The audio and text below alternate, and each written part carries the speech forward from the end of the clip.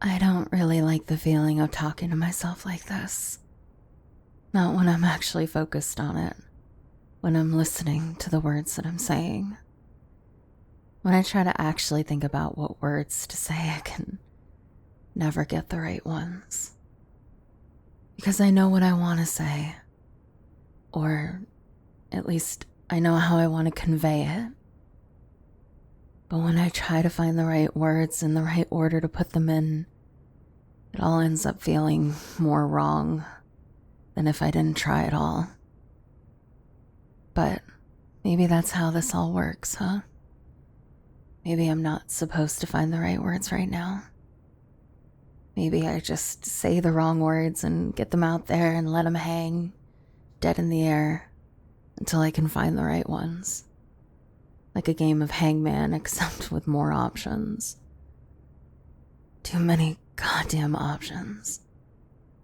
And yet, after all this time, I still haven't found the right ones. Knowing you, that's about par for the course. You always had a way of getting me all confused and making my head spin until I wouldn't know up from down. You drove me head over heels for you faster than I could have ever imagined anyone would be capable of. And I loved every last second of it.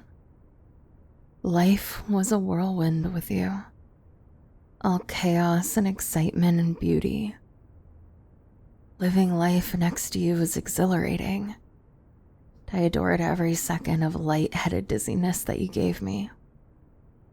After so long of feeling like that, I couldn't imagine letting you go. How could I picture a life without you when you made everything so much better? But obviously, since I'm sitting here and spouting this emotional turmoil to the moon, it didn't work out.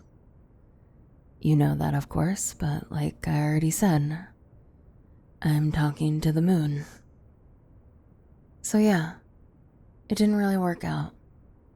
Life just didn't let us stay together. We were so busy and there weren't enough minutes in the hour or enough hours in the day. It seemed like we were always just barely not able to be together. You'd be getting home just as I was leaving and the other way around. It was so frustrating.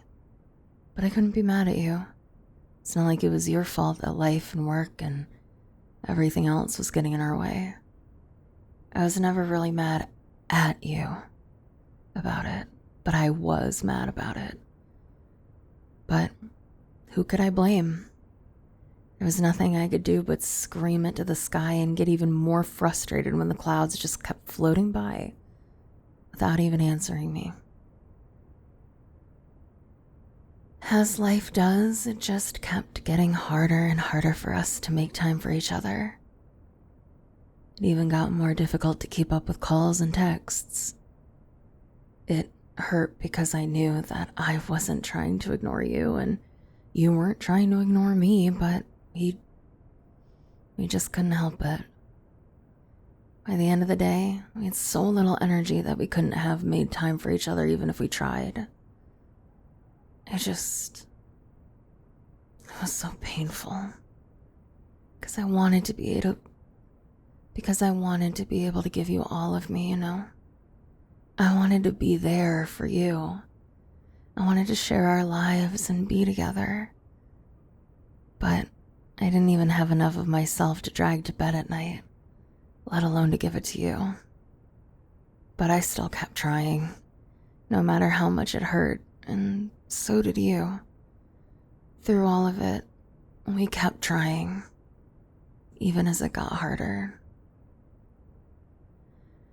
But eventually we had to face reality and admit that it just wasn't going to work no matter what we did. And even though it was painful, we had to face the music and go our separate ways. After we broke up, I was heartbroken. Obviously, I mean, both of us were. But it was what we needed to do. It was what needed to happen.